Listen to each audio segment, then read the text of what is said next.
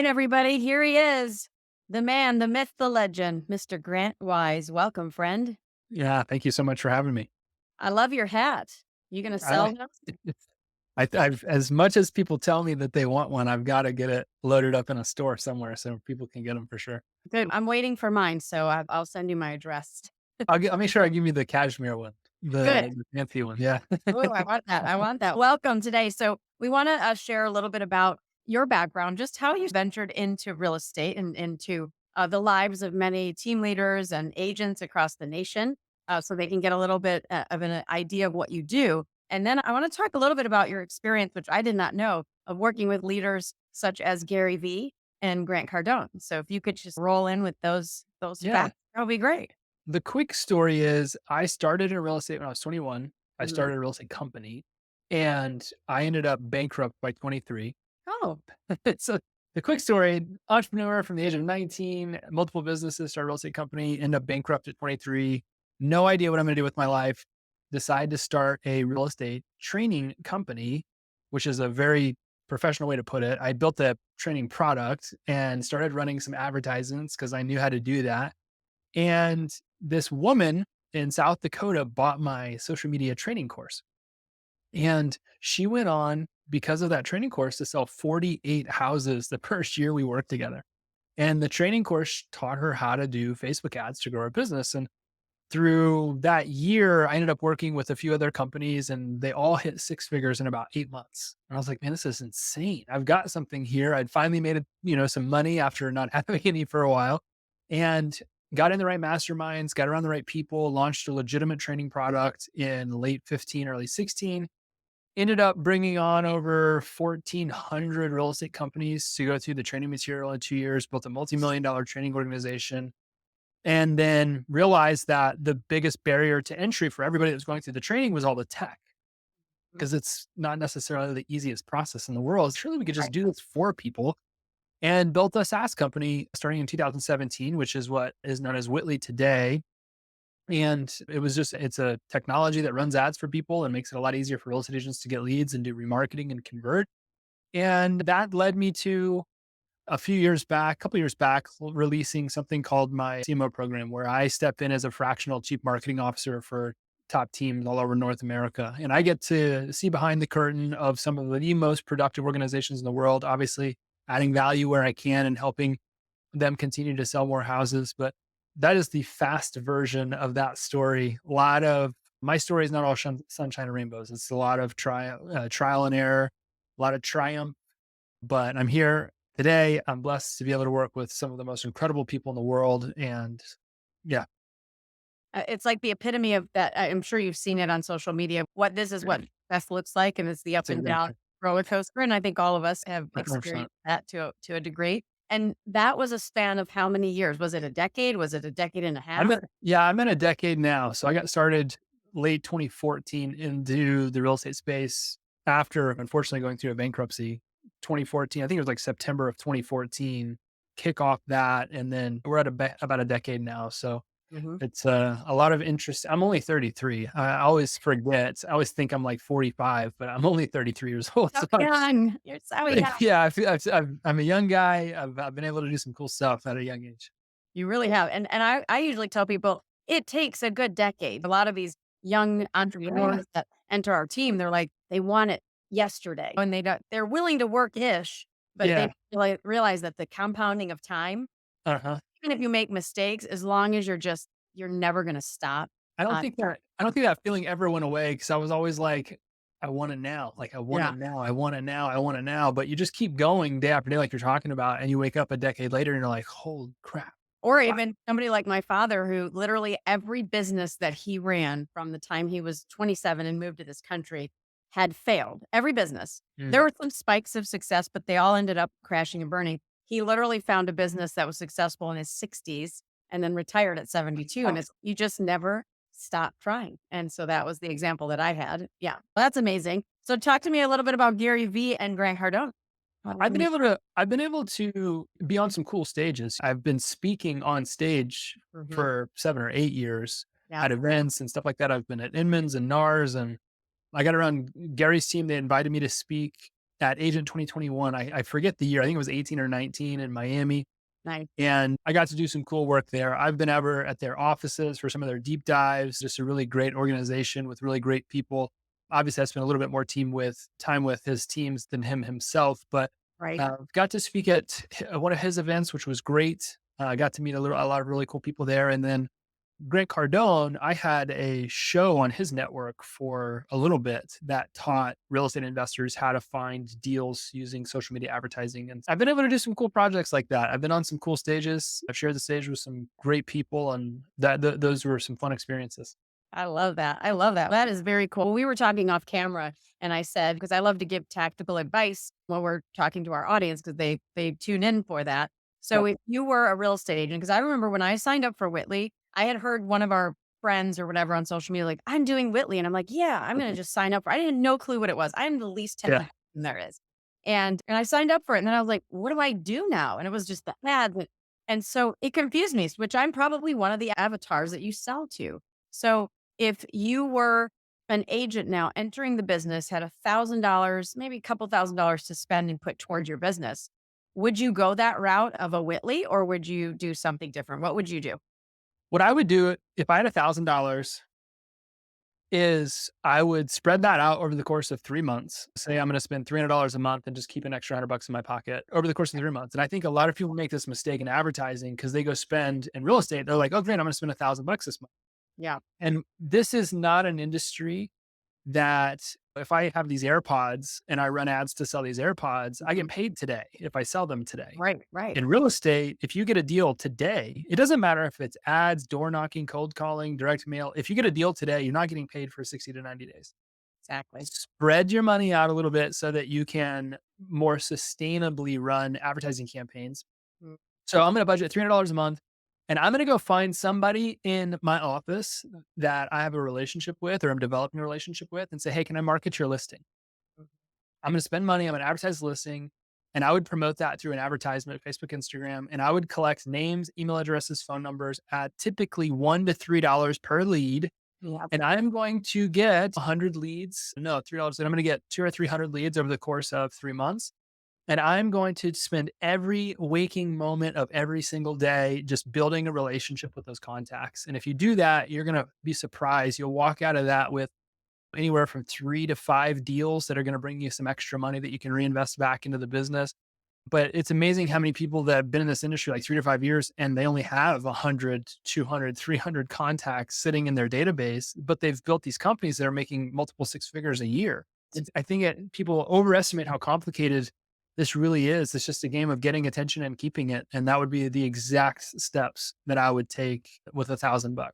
I love that. And the sad part is when people invest that money, they don't do the work that's involved on the back end. When you say build the relationship, that sounds really fun, but it's not fun because that means picking up the phone and doing Picking the up the one activity phone, that send them nobody the wants text to do, messages, right? send them the Yeah. videos, engaging on social media. Like at the end of the day, this is a relationship-based business. So it's your job to just spend your day building relationships with people.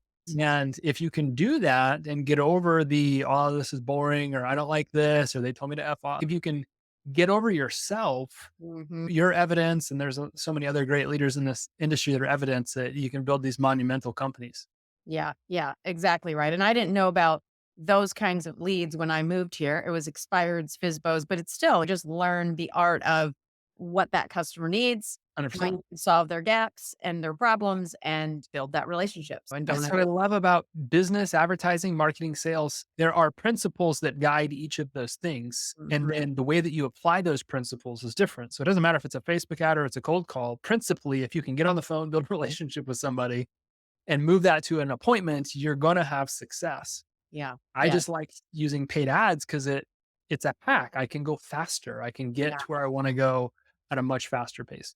I love it. I love it. Let's shift gears to we talked a little bit about some tactical stuff, which I think that's great. So if you guys are listening, that is the first step, and they can reach out to you and use Whitley for some of those advertisements, which I'm sure we'll have a link to connect you guys to Whitley and to Grant.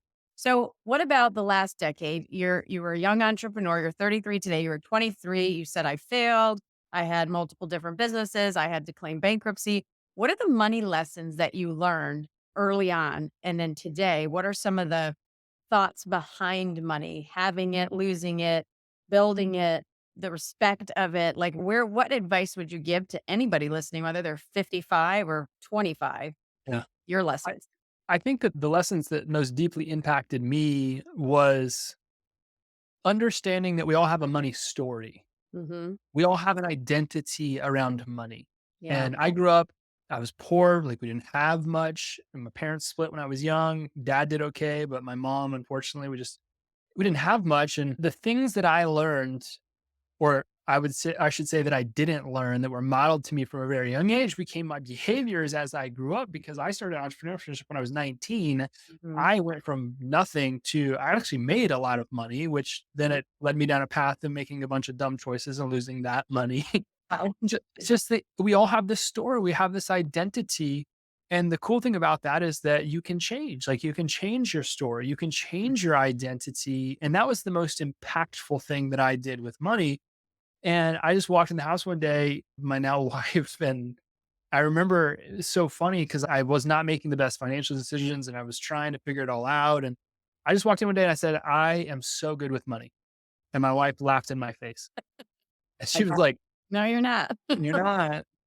And I was like, no, I haven't been, Mm, but I am committed to mastering money now.